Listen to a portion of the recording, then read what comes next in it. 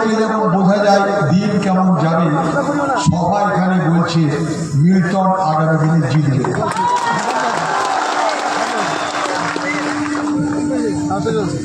কয়েকদিন আগে কিছু সংবাদ মাধ্যম আমার কাছে গেছিল,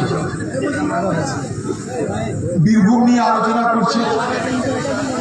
তারা আমাকে প্রথমে জিজ্ঞেস করলো কোন কোন আসলে কংগ্রেস লড়ছে।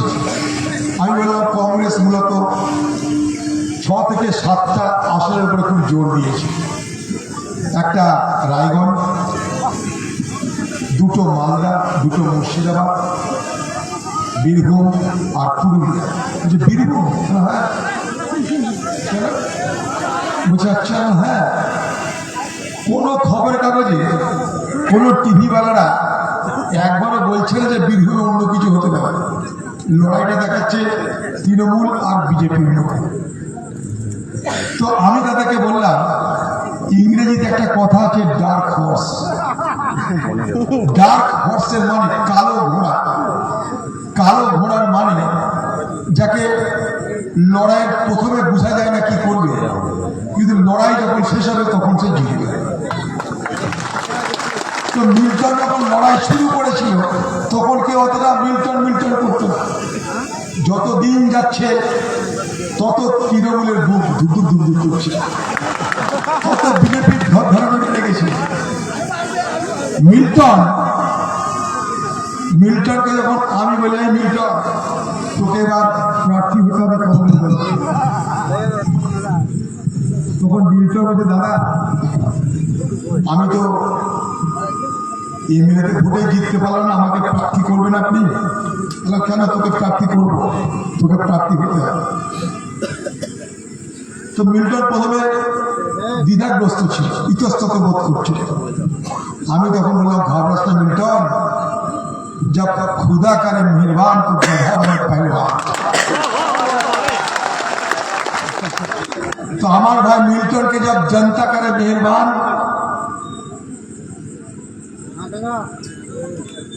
तो मिल्टन बने पहलवान। अपना शुद्ध मिल्टन के आशीर्वाद करुन, दुआ करुन। এরকম ভালো ছেলে আপনারা পাবেন না। আমি হিন্দু মুসলমান সবাইকেই বলবো, এই বীরভূমে অনেক নায়ক নায়িকা দেখেছেন, গায়ক গায়িকা দেখেছেন, মাঠের রাখাল দেখেননি। মিল্টন আপনাদের ঘরের রাখাল।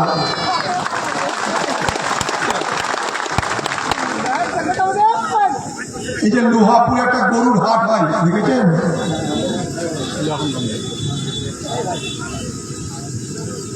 সেই হাটে অনেক বলদ বিক্রি হয়।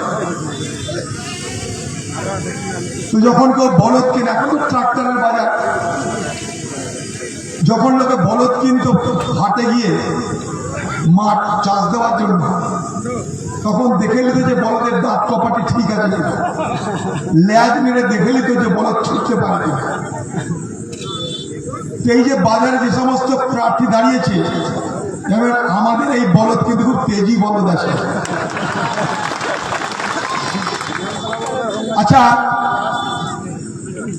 বীরভূমের হিন্দুরা বলুন তো, কোভিডের সময় কোভিডে আক্রান্ত হয়ে কোনো হিন্দু মারা গেছে,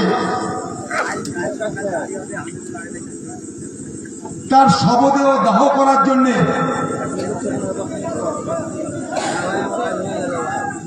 কাউকে পাওয়া যায়নি। তার বাড়ির লোক কাঁদছে যে শবদেহটা নিয়ে যাবো কি করে। তার বাড়ির আত্মীয়রা শবদেহের কাছে আসতে ভয় পাচ্ছে, কারণ কোভিড এমন একটা রোগ, কাউকে ছাড়ে না, পরিবারকেও ছাড়বে না, বন্ধুকেও ছাড়বে না, শত্রুকেও ছাড়বে না। তা দেহটা নিয়ে কি করবে? দেহ তো শ্মশানে নিয়ে যাওয়া যাচ্ছে না, শ্মশানে নিয়ে যাওয়ার লোক পাওয়া যাচ্ছে না।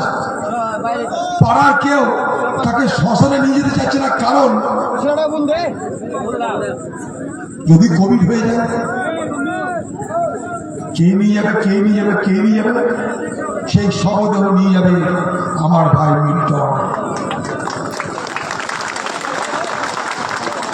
টোটোতে চাপিয়ে সেই শবদেহকে শ্মশানে নিয়ে গিয়ে মিল্টন হিন্দু শব্দে সৎ কাজ করছে।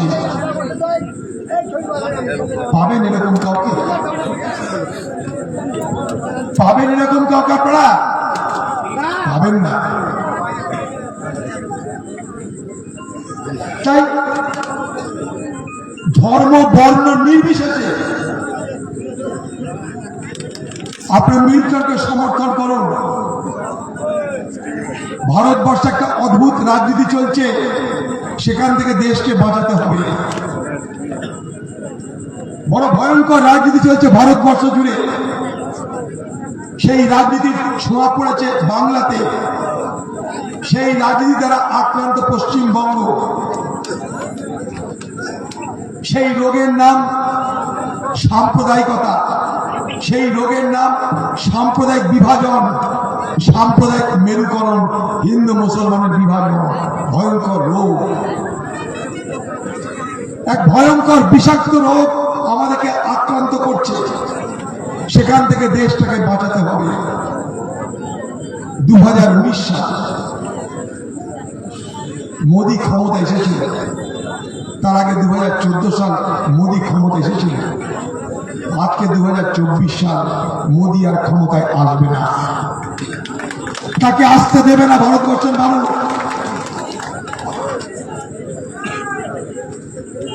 2019 সালে আমাকে কংগ্রেস পার্টি লোকসভা দলের নেতা বানিয়েছিল। লোকসভায় যখন কেউ এমপি হয় তখন তাকে শপথ বাক্য পাঠ করতে হয়। মিল্টন যখন এমপি হবে আপনারা দেখবেন মিল্টন ওখানে শপথ বাক্য পাঠ করছে। কি পাঠ করতে হয়? আমি, তার নাম, তারপর ভারতবর্ষের সংবিধান মেনে চলব, মানুষের সেবা করব। শপথ বাক্য পাঠ করার পর তাকে বসতে দেওয়া হয়। হঠাৎ দেখছি বিজেপির এমপিরা শপথ বাক্য পাঠ করার পর হঠাৎ করে জয় শ্রীরাম, জয় শ্রীরাম, জয় শ্রীরাম করছে পার্লামেন্টের মধ্যে।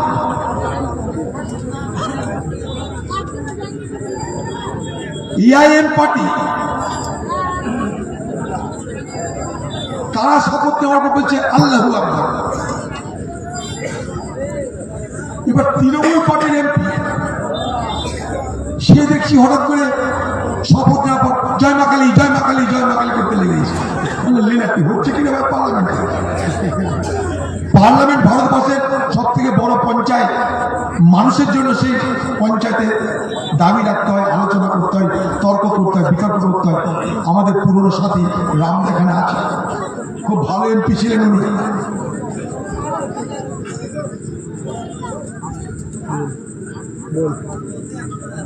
তো শপথ নেওয়ার পর স্পিকার নির্বাচন হয়ে গেল। স্পিকার নির্বাচনের পর আমাদের একটা বক্তৃতা হয়। প্রথমে প্রধানমন্ত্রী বল, তারপর উল্টো দিকে যেহেতু কংগ্রেস দলের আমি নেতাটা আমার বলার। তো আমি আমার বক্তৃতায় সেদিন যে কথাটা বলেছিলাম আমি আপনাদের সামনে সেটা তুলে ধরতে চাই। আমি বলেছিলাম যে আমি এতদিন ধরে পার্লামেন্টে আসছি, কোনোদিন এমন দেখিনি যে শপথ নেওয়ার পর জয় শ্রীরাম, আল্লাহু আকবার, জয় মা কালী। কি হচ্ছেটা কি এগুলো? আমরা কোথায় চলেছি? 140 কোটি মানুষের ভোট নিয়ে এখানে এসেছি। আমাদেরকে হিন্দু মুসলমান সবাই ভোট দেয়। ওরা দেখেন জয় শ্রীরাম, আল্লাহু আকবার, জয় মা কালী বলার কোনো প্রয়োজন আছে কি? নেই। তখন আমি একটা কথা বলেছিলাম যে দেশ দেখছে পার্লামেন্টকে। আমি একটা কথা বলতে চাই মোদীজি আপনাদের, जब मुल्ला को मस्जिद में राम नजर आए, जब पुजारी को मंदिर में रहमान नजर आए, दुनिया की सूरत बदल जाएगी जब इंसान को इंसान में इंसान नजर आए। আজকে ভারতবর্ষ কোথায় চলেছে জানেন? মানুষের মধ্যে মানুষ খুঁজছি না আমরা, মানুষের মধ্যে হিন্দু খুঁজছি, মানুষের মধ্যে মুসলমান খুঁজছি, আর আমরা আমাদের সর্বনাশ করছি। এই থেকে দেশকে যদি না বাঁচাতে পারি আমরা, এ দেশ রসাতলে যাবে। হ্যাঁ, এ দেশ রসাতলে যাবে। এখানে বিরুদ্ধে কথা বলার উপায় নাই। দিল্লিতে সরকারের সমালোচনা করার উপায় নেই। সরকারের সমালোচনা করা মানে দেশদ্রোহী হয়ে যাওয়া। সরকারের সমালোচনা করতে গেলে জিহাদি হয়ে যাওয়া। কোন ছেলে কোন মেয়েকে প্রেম করতে গেলে লাভ জিহাদ হয়ে যাওয়া। প্রভু চলছে দেশে। মানুষকে মানুষের ভালোবাসা বন্ধ। আমি কি খাবো, আমি কি পড়বো, কাকে ভালোবাসবো, আমি কি ড্রেস পরবো, সবকিছু ঠিক করবে সরকার। আমার স্বাধীনতা বৃদ্ধি থাকবে না, আমার ইচ্ছা অনুযায়ী বৃদ্ধি থাকবে না। 146 এমপিকে পার্লামেন্ট থেকে বার করে দিল সরকারের সমালোচনা করার জন্য। বলুন কি চলছে দেশে?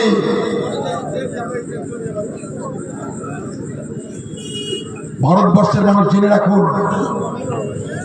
এ দেশ সবাই মিলে তৈরি করেছে।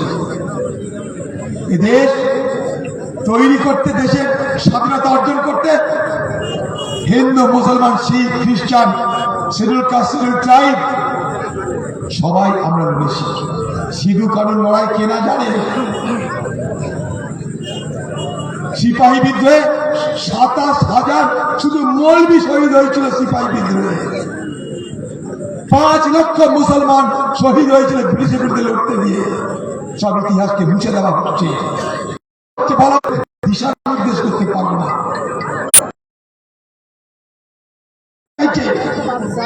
এই ভারতবর্ষের স্বাধীনতার ইতিহাসে এই বিজেপি আর তার পূর্বসূরি আরএসএস, বিশ্ব হিন্দু পরিষদের এক দানা অবদান ছিল না। এক দানা অবদান ছিল না। তারা ব্রিটিশের দালালি করেছিল, ভারতবর্ষের স্বাধীনতার বিরোধিতা করেছিল। আর তারা দেশপ্রেমের গল্প শোনাচ্ছে, দেশপ্রেমের শিক্ষা দিচ্ছে আমাদের। তাই এই ভারতবর্ষকে রুখবে কে, এটা ভাবতে হবে আপনাদের। দেখুন, আমি কি বলছি বড় কথা নয়। ভারতবর্ষের মোদী সরকারের যে অর্থমন্ত্রী, তার স্বামী পারকালা সীতারামন, মোদী সরকারের অর্থমন্ত্রীর নিজের স্বামী, সে বলছে কি জানেন? বলছে যদি মোদী ভারতবর্ষের তৃতীয়বার ক্ষমতায় আসে, এদেশের মানচিত্র বদলে যাবে, এদেশের সংবিধান বদলে যাবে, এদেশের মানুষের ভোট দেওয়ার অধিকার হারিয়ে যাবে। এই জায়গায় ভারতবর্ষ এগিয়ে যাচ্ছে। এই রসাতলে যাওয়ার থেকে রুখতে এই ভোট খুব গুরুত্বপূর্ণ। তাই জেনে রাখবেন, যখন ভোটটা শুরু হয়েছিল তখন কংগ্রেস বলেছিল, কি বলেছিল? দেশের বিরোধী দলকে বলেছিল আমাদের এক হওয়া দরকার। কেন বলেছিল জানেন? 2019 সাল ভারতবর্ষের বিজেপি পার্টি তাদের সারা জীবনের সব থেকে সফলতার সাল ছিল 2019 সাল নির্বাচনের নিরিখে। 2019 সালে বিজেপি একক ক্ষমতায় সরকার গঠন করেছিল। কিন্তু একক ক্ষমতায় সরকার গঠন করলেও বিজেপি ভোট পেয়েছিল মাত্র 37%। বিপক্ষ দল সবাই মিলে ভোট পেয়েছিল 63%। কংগ্রেসের বক্তব্য ছিল বিজেপিকে হারাতে গেলে, বিজেপিকে মস্তক থেকে হটাতে গেলে বিরোধী দল এক হতে হবে, অর্থাৎ 63% ভোটকে এক হতে হবে। সেই জন্যই ইন্ডিয়া জোটের জন্ম। সেই ইন্ডিয়া জোটের সামিল হলেন মমতা ব্যানার্জি। তিনি মঞ্চে যোগী শুধু হলেন না, সেই ইন্ডিয়া জোটের প্রত্যেকটা মিটিংয়ে তিনি হাজির থাকলেন। সাংবাদিকরা জিজ্ঞেস করলে তিনি বলেন একমাত্র ইন্ডিয়া জোট মোদীকে ক্ষমতাচ্যুত করতে পারবে। রাহুল গান্ধী আমার নেতা, মল্লিকার্জুন খাড়গে কংগ্রেস দলের প্রেসিডেন্ট, তাকে আহ্বায়ক করা হোক। ভারতবর্ষ জুড়ে ইন্ডিয়া জোটের এক অদ্ভুত বাতাবরণ তৈরি হলো। সব বিরোধীরা এক হতে আরম্ভ করল। খুব সহজ সরল অঙ্ক, মা বোনেরা, ভাবি বুবুরা সবাই বুঝবেন। 37% ভোট মোদীর পকেটে, 63% ভোট বিপক্ষ দলের পকেটে। যদি বিপক্ষ দল এক হয়, মোট তাদের সংখ্যা হয় 63, মোদী হাতে 37। 63 বড় না 37 বড়? বলুন। তাহলে তাই যদি হয় তাহলে বিপক্ষরা এক হলে মোদী ক্ষমতায় থাকবে না। সেটা মোদী থেকে কেউ ভালো বোঝেনি, সেটা বিজেপি থেকে কেউ ভালো বোঝেনি। তাই ইন্ডিয়া জোট গঠন হতেই মোদীর নিদ হারাম হয়ে গেল, মোদীর নিদ হারাম হয়ে গেল। ইন্ডিয়া জোট ভাঙার জন্য উঠে পড়ে লাগলো। প্রথমে ভাঙিয়ে নিল নীতিশ কুমার বিহারের মুখ্যমন্ত্রী, ভাঙিয়ে নিয়ে বিজেপি তাকে মদত দিয়ে বিহারের মুখ্যমন্ত্রী করে দিল। নীতিশ কুমারের পর ইন্ডিয়া জোটের আরেকজন সাথী ছিল মমতা ব্যানার্জি, তাকে বিজেপি ভাঙিয়ে নিল। মমতা ব্যানার্জি বলতে আরম্ভ করল, আমি ইন্ডিয়া জোটে থাকবো না। এলাকার মানুষ তৃণমূল দলের নেতাদেরকে জিজ্ঞেস করবেন এবং বলবেন যে মমতা ব্যানার্জিকে ভোট দেওয়ার আগে মমতা ব্যানার্জিকে বলতে হবে কোন কারণে ইন্ডিয়া জোটে প্রথমে থাকলেন, তারপর ইন্ডিয়া জোট ছেড়ে পালালেন কেন, এটা প্রশ্ন করতে হবে। আপনি ইন্ডিয়া জোটে ছিলেন, ইন্ডিয়া জোটের প্রবক্তা ছিলেন, ইন্ডিয়া জোটে সুনাম করলেন, তারপর হঠাৎ করে রাতারাতি পাল্টি খেয়ে পালালেন কেন? বাংলার মানুষকে নির্বোধ ভাববেন না। শুধু একটাই কারণ পালানো, মোদীকে খুশি করা। মোদীকে খুশি করতে না পারলে, মোদীর বিরোধিতা করলে কি হয়? দিল্লির মুখ্যমন্ত্রী অরবিন্দ কেজরিওয়ালকে মুখ্যমন্ত্রী থাকা অবস্থায় জেলে পুড়ে দিয়ে মোদী তা প্রমাণ করেছে, ইন্ডিয়া জোট আমি করতে দেব না। ঝাড়খণ্ডের মুখ্যমন্ত্রী হেমন্ত সোরেনকে জেলে পুড়ে মোদী বার্তা দিয়েছে, আমি ইন্ডিয়া জোট এক হতে দেব না। অরবিন্দ কেজরিওয়ালকে জেলে বন্দি রেখেও মোদী তার দলে ভিড়াতে পারেনি। হেমন্ত সোরেনকে জেলে বন্দি রেখেও মোদী তার দলে ভিড়াতে পারেনি। তারা সবাই ইন্ডিয়া জোটে আছে। ইন্ডিয়া জোটকে ছেড়ে পালাতে হলো মমতা ব্যানার্জিকে শুধুমাত্র তার খোকা বাবুকে বাঁচানোর জন্য। দুনিয়া ভাড় में जाए, देश भाड़ में जाए, कोई परवाह नहीं। देश ভোগে যাক, রাজ্য ভোগে যাক, গণতন্ত্র ভোগে যাক, ধর্মনিরপেক্ষতা ভোগে যাক, আমার খোকা বাবু সুখে থাক। এটাই তো কারণ, আর কি কারণ?